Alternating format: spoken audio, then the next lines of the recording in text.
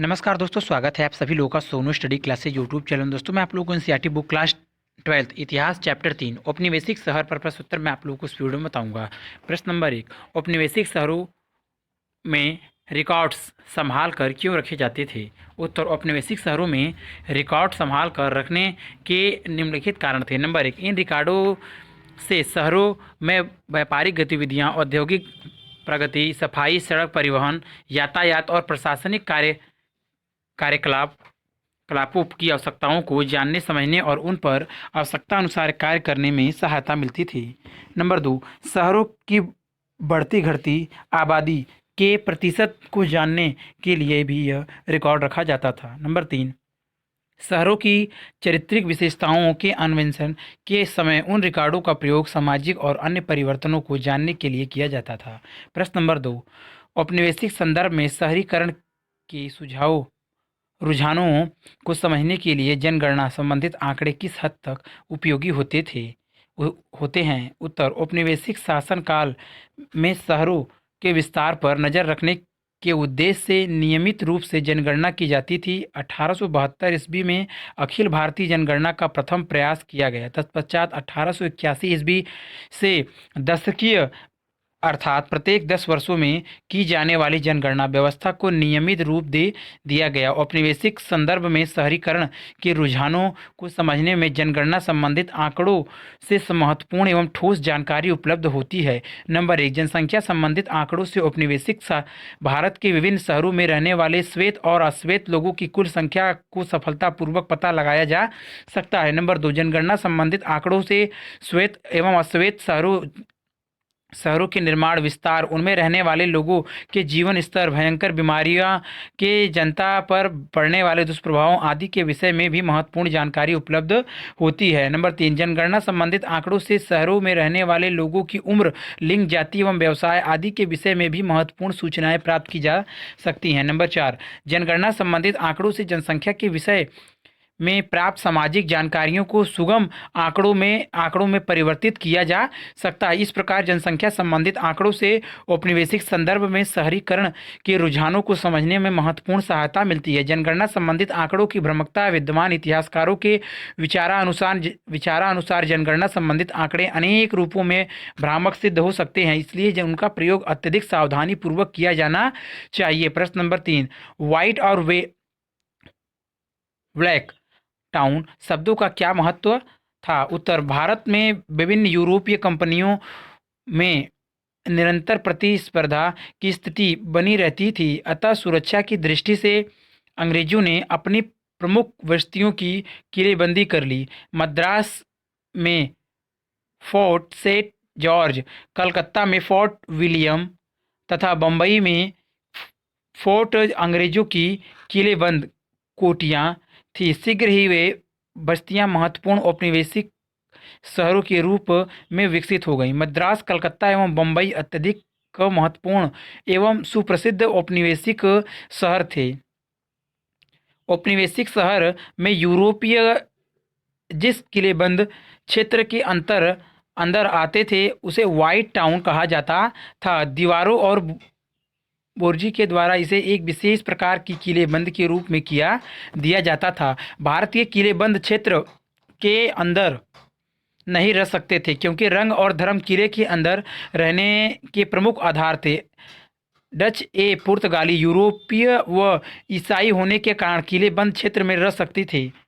भारतीय किलेबंद क्षेत्र के बाहर जिस भाग में रहते थे उसे ब्लैक टाउन के नाम से जाना जाता था। 1857 ईस्वी के विद्रोह के परिणाम स्वरूप भारत में औपनिवेशिक अधिकारी इतने अधिक आंतरिक हो गए थे कि वे सुरक्षा की दृष्टि से देशियों अर्थात भारतीयों के खतरे से दूर, पृथक एवं पूर्ण रूप से सुरक्षित बस्तियों में रहना चाहते थे। अतः सिविल लाइन नामक एवं शहरी क्षेत्र विकसित किए गए थे। क्षेत्र अत्यधिक सुरक्षित थे और इनमें केवल गोरे ही निवास करते थे। निस्संदेह व्हाइट और ब्लैक टाउन नस्ली विभाजन के प्रतीक थे। प्रश्न नंबर 4, प्रमुख भारतीय व्यापारियों ने औपनिवेशिक शहरों में खुद को किस तरह स्थापित किया? उत्तर, 18वीं शताब्दी में राजनीतिक एवं व्यावसायिक पुनर्गठन के परिणाम स्वरूप पुराने नगरों का पतन होने लगा और नए नए नगर विकसित होते लगे।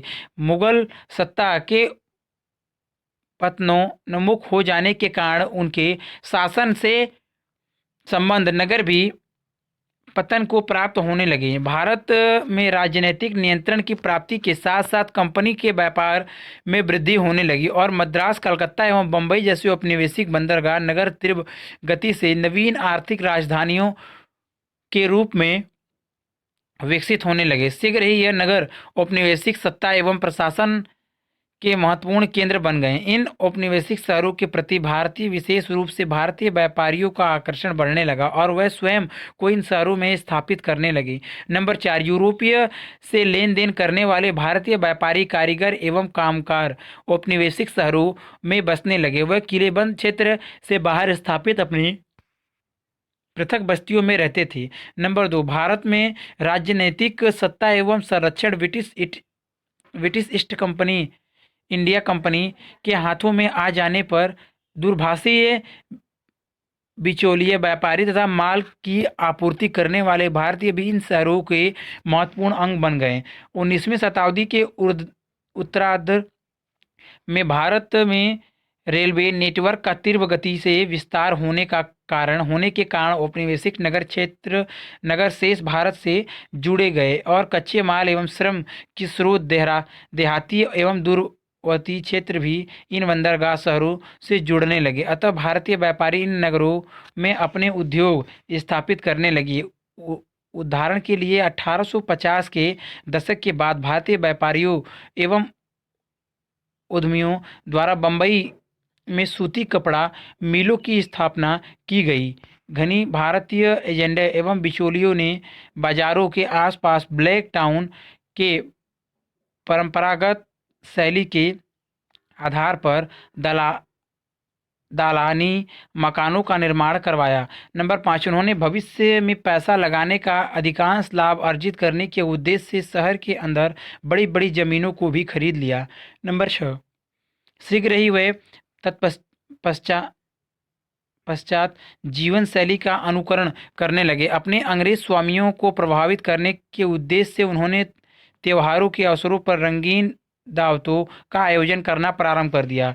नंबर 7, समाज में अपनी हैसियत दिखाने के लिए वे मंदिरों का भी निर्माण करवाने लगे। नए नए व्यवसायों के विकसित होने के कारण शहरों के क्लर्कों, शिक्षकों, वकीलों, डॉक्टरों, इंजीनियरों और अकाउंटेंट आदि की मांग में निरंतर वृद्धि होने लगी। मध्य वर्ग का विस्तार होने लगा और औपनिवेशिक शहरों में शिक्षित भारतीय का महत्व बढ़ने लगा। प्रश्न नंबर 5, औपनिवेशिक मद्रास में शहरीकरण और ग्रामीण तत्व किस हद तक घुल मिल गए थे? उत्तर, अंग्रेज व्यापारियों ने वस्त्र उत्पादों की खोज में 1639 ईस्वी में पूर्वी तट पर मद्रास पट्टनम में एक व्यापारिक बस्ती की स्थापना की। सुरक्षा की दृष्टि से उन्होंने मद्रास की किलेबंदी करवाई और यह किले फोर्ट सेंट जॉर्ज के नाम से प्रसिद्ध हुआ। 1761 ईस्वी में फ्रांसीसियों की पराजय के परिणाम स्वरूप मद्रास और अधिक सुरक्षित हो गया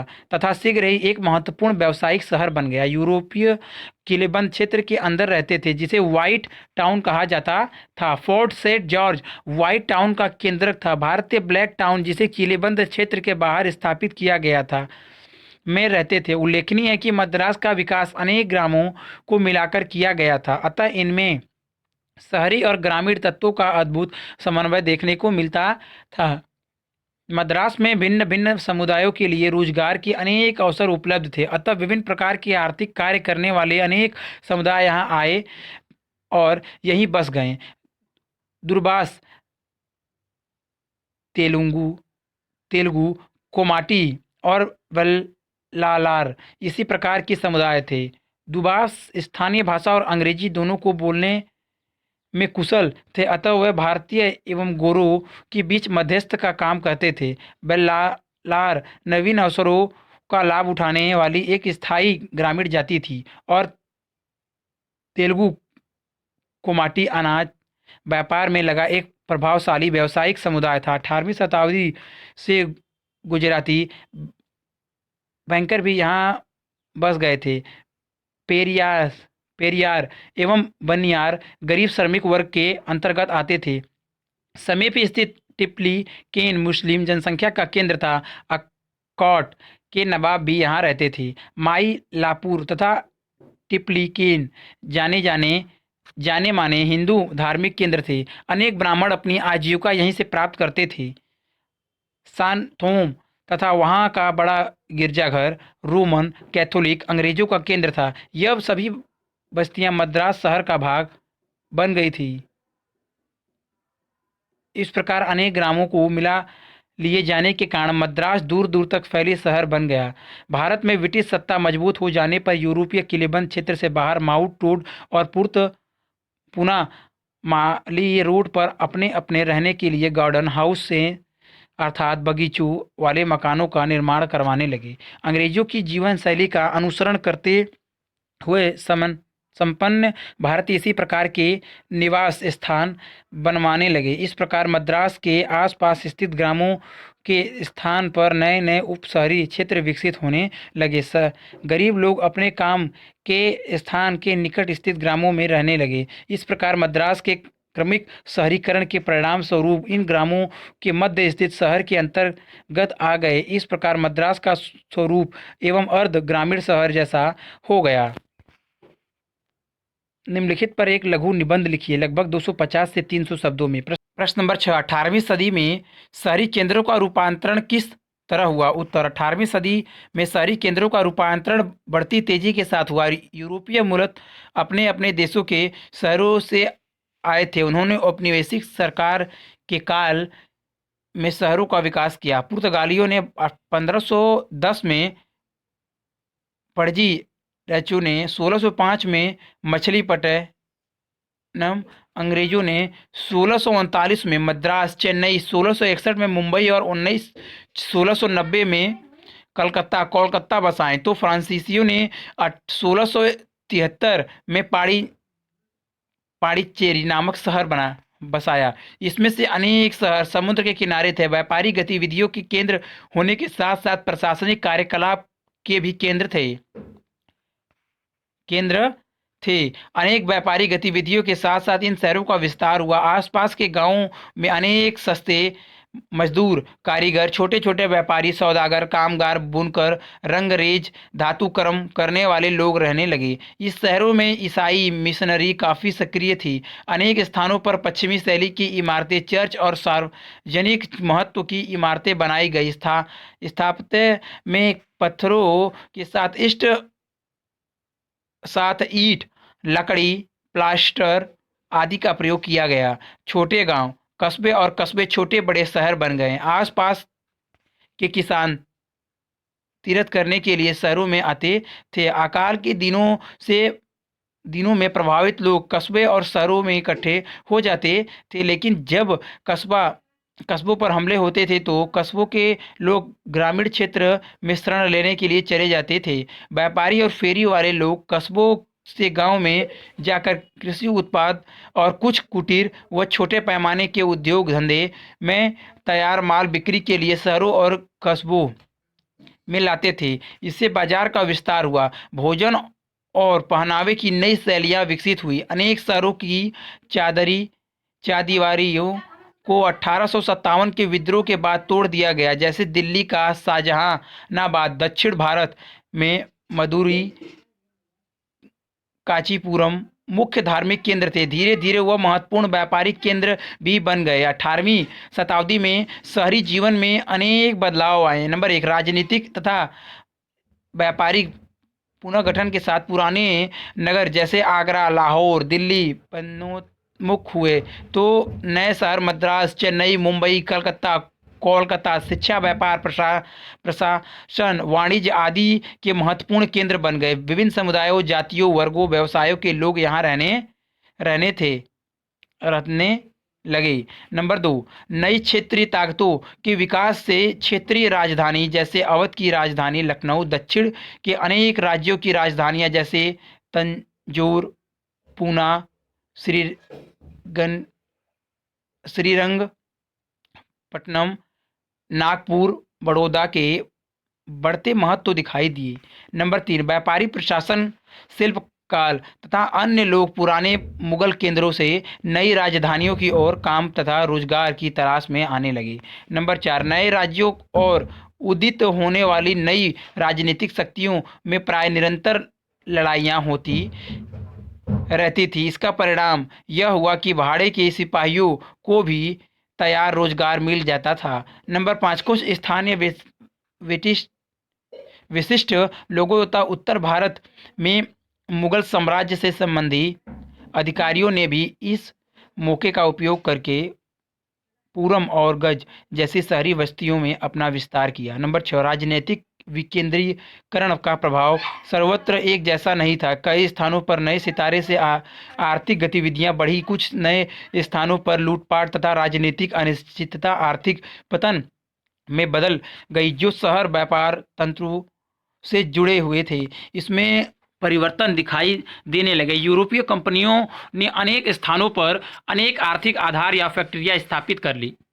18वीं शताब्दी के अंत तक एकल आधारित साम्राज्य का स्थान शक्तिशाली यूरोपीय साम्राज्यों ने ले लिया। अंतर्राष्ट्रीय व्यापार, वाणिज्यवाद तथा पूंजीवाद शक्तियां अब समाज के स्वरूप को परिभाषित करने लगी थी। मध्य 18वीं शताब्दी से परिवर्तन का नया चरण शुरू हुआ। अब व्यापारिक गतिविधियां अन्य स्थानों पर केंद्रित होने लगी। मुगल काल में जो 3 शहर बहुत प्रगति पर थे, सूरत, मछलीपट्टनम और ढाका, उनका निरंतर पतन होता चला गया। नए शहरों में नई नई संस्थाएं विकसित हुईं और शहरी स्थानों को नए ढंग से व्यवस्थित किया गया।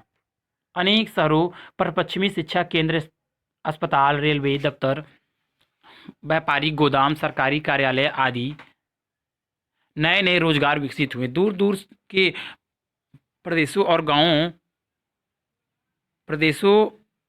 गांवों से पुरुष महिलाएं औपनिवेशिक शहरों की ओर उमड़ने लगे। देखते ही देखते 1800 तक जनसंख्या की दृष्टि से औपनिवेशिक शहर देश के सबसे बड़े शहर बन गए। प्रश्न नंबर 7, औपनिवेशिक शहर के सामने आने वाले नए तरह के सार्वजनिक स्थान कौन से थे?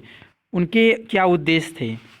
उत्तर, औपनिवेशिक शहर के सामने आने वाले नए तरह के सार्वजनिक स्थान और उनके उद्देश्य निम्नलिखित थे। नंबर 1, औपनिवेशिक शहर अर्थात मुंबई, मद्रास और कलकत्ता में फैक्ट्रियां तथा व्यापारिक केंद्र स्थापित किए गए, जहां पर व्यापारिक गतिविधियां सामान तथा लेन देन और गोदामों में उन्हें रखा जाता था। इन फैक्ट्रियों में कंपनी के कर्मचारी और अधिकारी भी रहते थे। नंबर 2, इन शहरों को बंदरगाहों के रूप में इस्तेमाल किया गया, जहां जहाज़ों को लादने और इससे उतारने का काम होता था। नंबर 3, शहरों के नक्शे बनवाए गए, आंकड़े इकट्ठे किए गए, सरकारी रिपोर्ट प्रकाशित की गई। यह सभी दस्तावेज प्रशासनिक दफ्तरों में होते थे। शहरों में रख रखाव के लिए नगर पालिकाएँ बनाई गई, जो शहरों में जला आपूर्ति, सड़क निर्माण, स्वास्थ्य जैसी सेवाएं उपलब्ध कराती थी तथा लोगों की मृत्यु तथा जन्म के रिकॉर्ड भी रखती थी।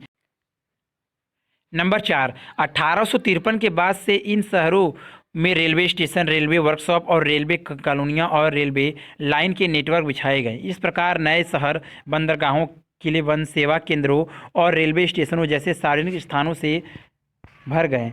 नंबर 5, 19वीं शताब्दी के मध्य में औपनिवेशिक शहरों को 2 हिस्से में बांट दिया गया, जिन्हें क्रमशः सिविल लाइन या श्वेत लोगों का क्षेत्र और देशियों के क्षेत्र या अश्वेत टाउन कहा गया। इनमें क्रमशः श्वेत रंग के यूरोपीय और दूसरे भाग में अश्वेत रंग के देसी या भारतीय लोग रहते थे। नंबर 6, भूमिगत पाइप द्वारा जलापूर्ति की व्यवस्था करने के साथ साथ पक्की नालियां भी निर्मित की गई। इसका उद्देश्य सफाई को सुनिश्चित करना था। नंबर 7, कुछ शहरों को औपनिवेशिक हिल स्टेशनों के रूप में विकसित किया गया, जैसे शिमला, दार्जिलिंग, माउंट आबू, मनाली। इसका उद्देश्य गर्मी के दिनों में प्रशासनिक गतिविधियों को चलाना और उच्च अधिकारियों को स्वास्थ्य वर्धक जलवायु और वातावरण वाला आवास प्रदान करना था। नंबर 8, नए शहरों में घोड़ागाड़ी, ट्राम, बसें, टाउन हॉल, सार्वजनिक पार्क, सिनेमा हॉल, रंगशालाएं, प्रत्येक क्षेत्र के अंतर्गत आने वाले विभिन्न सेवक कर्मचारी शिक्षक, अकाउंटेंट और शिक्षा से जुड़ी संस्थाएं जैसे स्कूल, कॉलेज, लाइब्रेरी आदि उपलब्ध थे। कुछ सार्वजनिक केंद्र या समुदाय भवन भी थे जहां समाचार पत्र, पत्रिकाएं आदि लोगों को उपलब्ध हो सकती थी। प्रश्न नंबर 8, 19वीं सदी में नगर नियोजन को प्रभावित करने वाली चिंताएं कौन सी थी? उत्तर, 19वीं शताब्दी में नगर नियोजित को प्रकाशित करने वाली चिंताएं निम्नलिखित थी। नंबर 1, नगर को समुदाय के निकट बसाया। 19वीं शताब्दी के नगर नियोजन की एक प्रमुख चिंता थी औपनिवेशिक सरकार नगरों को समुदाय के निकट विकसित करना चाहती थी ताकि यूरोपीय के व्यापारी उद्देश्यों की पूर्ति भली भांति की जा सके, भारत का माल सफलतापूर्वक यूरोप में भेजा जा सके और यूरोपीय माल बिना किसी कठिनाई के भारत लाया जा सके। नंबर 2, नगर नियोजन की दूसरी महत्वपूर्ण चिंता सुरक्षा से संबंधित थी। वास्तव में 1857 ईस्वी के विद्रोह ने भारत में औपनिवेशिक अधिकारियों को इतना कठिन आतंकित कर दिया था कि उन्हें सदैव विद्रोह की आशंका बनी रहती थी। अतः सुरक्षा की दृष्टि से वह देशियों अर्थात भारतीयों के खतरे से दूर पृथक एक पूर्ण रूप से सुरक्षित बस्तियों में रहना चाहते थे। इस उद्देश्य की पूर्ति के लिए पुराने कस्बों के आसपास स्थित चारागाहों एवं खेतों को साफ करवाया गया तथा सिविल लाइन के नाम पर नए शहरी क्षेत्र विकसित किए गए जिनमें केवल यूरोपीय ही निवास कर सकते थे। नंबर 3, शहरों के नक्शे अथवा मानचित्र तैयार करवाना नगर नियोजन की एक अन्य महत्वपूर्ण चिंता थी। किसी भी स्थान की बनावट अथवा भूदृश्य को समझने के लिए मानचित्रों का होना नितांत आवश्यक था। विकास की योजना को तैयार करने, व्यवसायों का विकास करने, औपनिवेशिक सत्ता को मजबूती से स्थापित करने तथा रक्षा संबंधित उद्देश्यों के लिए योजना तैयार करने के लिए भी मानचित्रों की आवश्यकता थी। नंबर 4, रंग भेदभाव तथा जाति भेदभाव के आधार पर शहरों का विभाजन तथा उनमें सार्वजनिक सुविधाओं के अलग अलग स्तर को बनाए रखना भी नगर नियोजन की एक चिंता थी। अंग्रेजों की दृष्टि से भारतीय अस्वत थे। वह उन्हें अपने क्लबों और सार्वजनिक स्थानों का प्रयोग करने की अनुमति नहीं देना चाहते थे। नंबर 5, शहर के भारतीय आबादी वाले भाग की भीड़ भाड़ आवश्यकताओं से अधिक हरियाली, गंदे तालाबों, बदबू और नालियों की खस्ता हालत आदि भी नगर नियोजन को प्रभावित करने वाली चिंताएं थी। यूरोपियों का विचार था कि दली जमीन एवं ठहरे हुए पानी के तालाबों से विषैले गैसें उत्पन्न होती थी जैसे विभिन्न बीमारियों का प्रमुख कारण थी। यूरोपीय उष्ण कटिबंधीय जलवायु को स्वास्थ्य के लिए हानिकारक मानते थे। अतः शहर को अधिक स्वास्थ्य कारक बनाने का एक उपाय शहर में खुले स्थान छोड़े जाने के रूप में दृढ़ निकाला गया। नंबर 6, नगरों की सुव्यवस्था के लिए विभिन्न कमेटियां का संगठन करना, शहर को साफ सुथरा बनाने के लिए बाजारों, घाटों, कब्रिस्तानों और चर्म शोधन इकाइयों को साफ करना आदि नगर नियोजन की अन्य चिंताएं थी। इस उद्देश्य की पूर्ति के लिए शहरों की सफाई एवं नगर नियोजन की सभी परियोजनाओं में अन्य स्वास्थ्य के लिए विचार पर बार बार बल दिया जाने लगा। नंबर 7, शहरों में रख रखाव के लिए पर्याप्त धन को जुटाना नगर नियोजन की एक अन्य चिंता थी। इसके लिए कलकत्ता जैसे महत्वपूर्ण नगर के रख रखाव के लिए 1817 ईस्वी में लॉटरी कमेटी का संगठन किया गया। यह कमेटी नगर सुधार के लिए आवश्यक पैसे का प्रबंध जनता में लॉटरी बेचकर करती थी, इसलिए लॉटरी कमेटी के नाम से प्रसिद्ध थी। शहरों में यातायात के अच्छे साधनों की व्यवस्था करना, शिक्षा संस्थानों की स्थापना करना आदि नगर नियोजन की अन्य चिंताएं थी। प्रश्न नंबर 9, नए शहरों में सामाजिक संबंध किस हद तक बदल गए? उत्तर, नए शहरों के विकास ने सामाजिक संबंधों को अनेक रूपों में प्रभावित किया। नए शहरों का वातावरण अनेक रूपों में पुराने शहरों के वातावरण से भिन्न था। पुराने शहरों में विद्यमान सामंजस्य एवं जान पहचान का नए शहरों के अभाव था। इन शहरों में लोग अत्यधिक व्यस्त रहते थे और यहाँ जीवन सदैव दौड़ता भागता या प्रतीत होता था। इन शहरों में यदि एक और अत्यधिक संपन्नता थी तो दूसरी ओर अत्यधिक दरिद्रता। यहाँ अत्यधिक धनी व्यक्ति भी रहते थे और अत्यधिक दरिद्र व्यक्ति भी। परिणाम स्वरूप लोगों का परस्पर मिलना जुलना सीमित हो गया, किंतु नए शहरों में टाउन हॉल, सार्वजनिक पार्कों और 20वीं शताब्दी में सिनेमा हॉलों जैसे सार्वजनिक स्थानों के निर्माण से शहरों में भी लोगों को परस्पर मिलने जुलने के अवसर उपलब्ध होने लगे थे।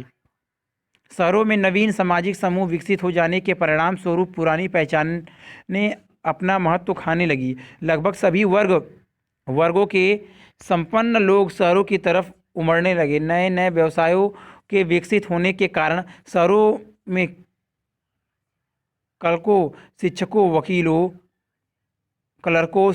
वकीलों, डॉक्टरों, इंजीनियरों और अकाउंटेंट आदि की मांग में निरंतर वृद्धि होने लगी। इस प्रकार मध्य वर्ग का विस्तार होने लगा। यह वर्ग बौद्धिक एवं आर्थिक दृष्टि से संपन्न वर्ग था। इस वर्ग के लोगों की स्कूलों, कॉलेजों एवं पुस्तकालयों जैसे नए शिक्षा संस्थानों तक पहुँच थी। शिक्षित होने के कारण उनका समाज में महत्व बढ़ने लगा। यह अखबारों, पत्रिकाओं एवं सार्वजनिक सभाओं में अपनी राय व्यक्त करने लगे। इस प्रकार बहस एवं चर्च का एक नया सार्वजनिक दायरा विकसित होने लगा। सामान्य जागरूकता का विकास होने लगा और सामाजिक रीति रिवाजों, कायदे कानून एवं तौर तरीकों की उपयोगिता पर अनेक प्रश्न चिन्ह लगाए जाने लगे। नवीन शहरों के विकसित विकास ने महिलाओं के सामाजिक जीवन को अनेक रूपों में प्रभावित किया। उल्लेखनीय है कि नए शहरों में महिलाओं को अनेक नए अवसर उपलब्ध थे। मध्य वर्ग की महिलाओं ने पत्र पत्रिकाओं, आत्मकथाओं एवं पुस्तकों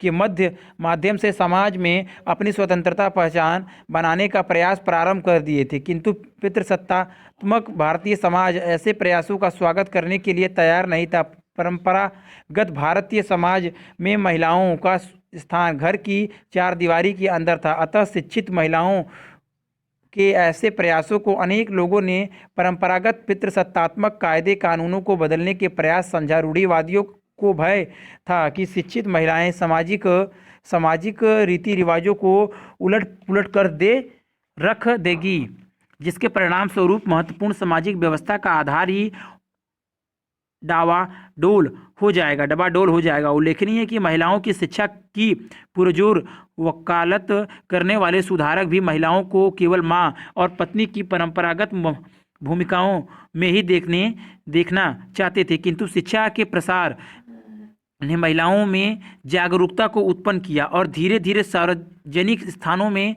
महिलाओं की उपस्थिति में वृद्धि होने लगी। महिलाएं सेविकाओं, फैक्ट्री मजदूरों, शिक्षिकाओं, रंगकर्मियों और फिल्म कलाकारों के रूप में शहर के नए व्यवसायों में भाग लेने लगी, किंतु घर से बाहर सार्वजनिक स्थानों में जाने वाली महिलाओं को पर्याप्त समय तक सामाजिक दृष्टि से सम्मानित नहीं समझा जाता था। नए नए व्यवसायों के अस्तित्व में आने के परिणाम स्वरूप शहरों में शारीरिक श्रम करने वाले गरीब मजदूरों अथवा कामगारों का एक नया वर्ग अस्तित्व में आने लगा। कुछ लोग रोजगार के नए अवसरों की खोज में शहर की ओर भागने लगे, तो कुछ एवं भिन्न जीवन शैली के आकर्षण से प्रभावित होकर शहर की ओर उमड़ने लगे।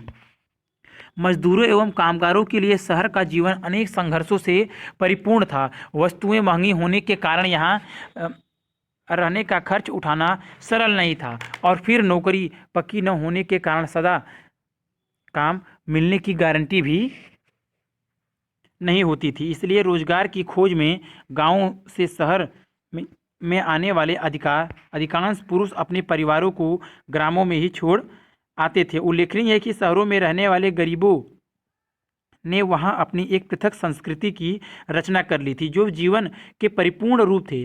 वे उत्साहपूर्वक धार्मिक उत्सवों, तमाशों और स्वांग आदि के भाग लेते थे। तमाशों और स्वांगों में वे प्राय अपने भारतीय एवं यूरोपीय स्वामियों का मजाक उड़ाते थे। इस प्रकार निष्कर्ष रूप से यह कहा जा सकता है कि नए शहरों में सामाजिक संबंध पर्याप्त सीमा तक सीमित हो गए। मानचित्र कार्य। प्रश्न नंबर 10। भारत के नक्शे पर मुख्य नदियों और पर्वत श्रृंखलाओं को पारदर्शी कागज लगाकर रेखांकित करें। बम्बई, कलकत्ता और मद्रास सहित इस अध्याय में उल्लेखनीय 10 शहरों को चिन्हित कीजिए और उनमें से किन्हीं दो शहरों के बारे में संक्षेप में लिखिए कि 19वीं सदी के दौरान उनका महत्व किस तरह बदल गया। उनमें एक औपनिवेशिक शहर तथा दूसरा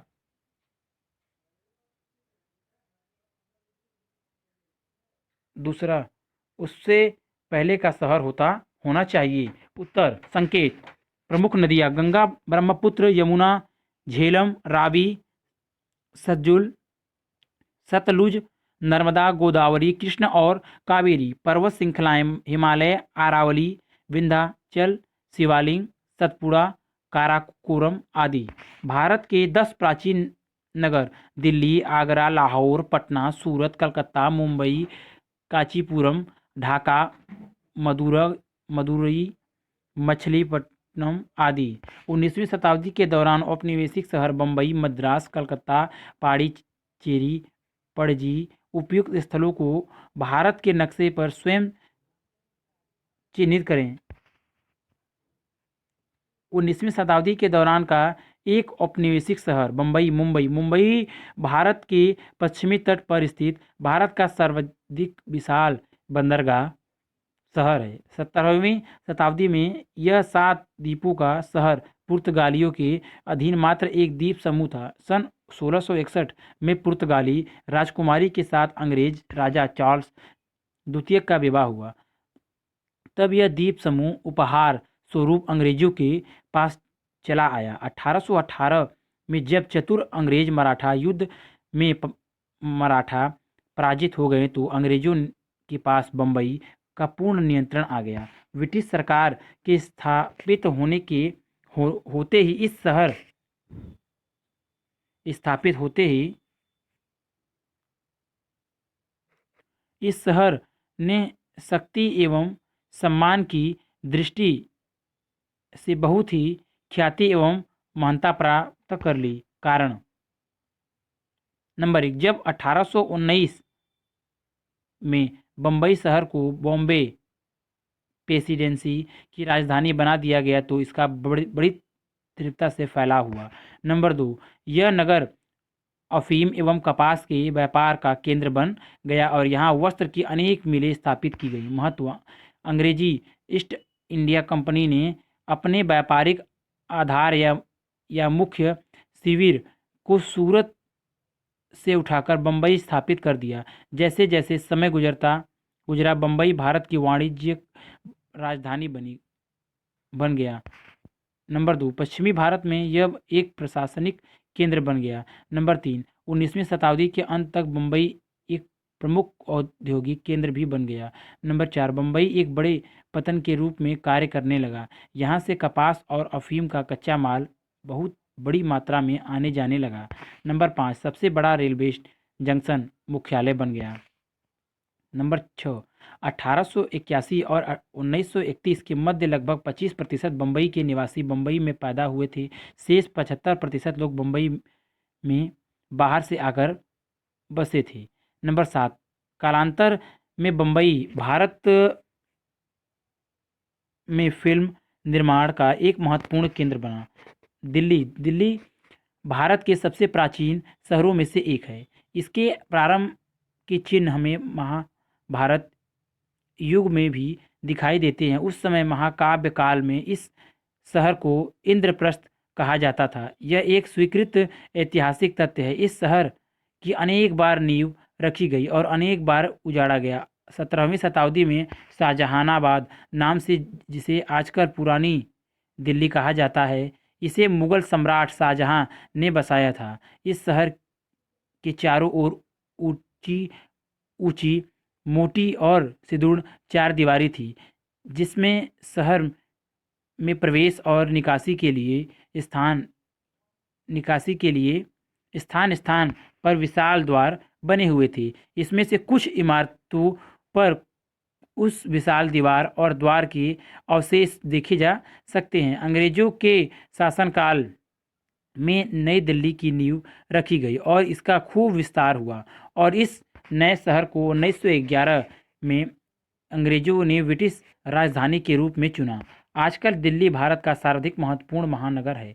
यह भारत की राजधानी है। यहाँ राष्ट्र प्रमुख प्रधानमंत्री के आवास हैं।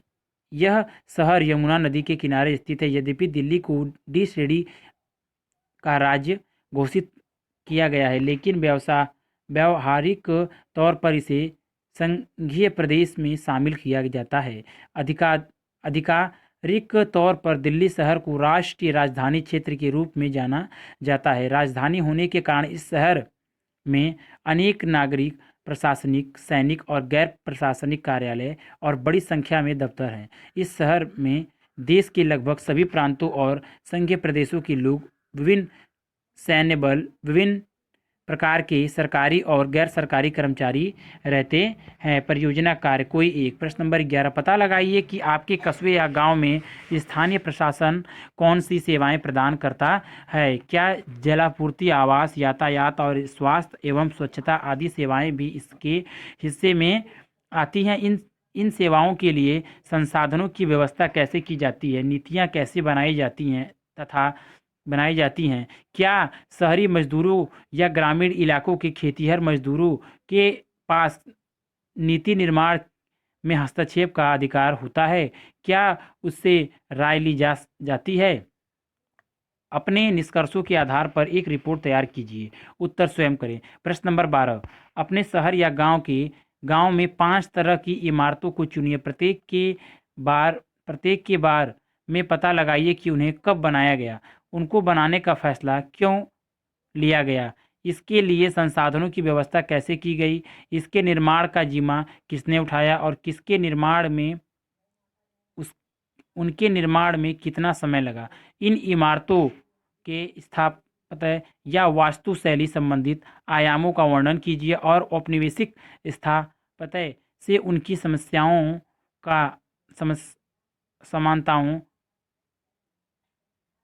समानताओं या भिन्नताओं को चिन्हित कीजिए। उत्तर स्वयं करें। अगर वीडियो अच्छी लगी तो वीडियो को लाइक करें, शेयर करें, कमेंट करें और नेक्स्ट वीडियो के लिए चैनल को सब्सक्राइब जरूर करें। Thank you for watching.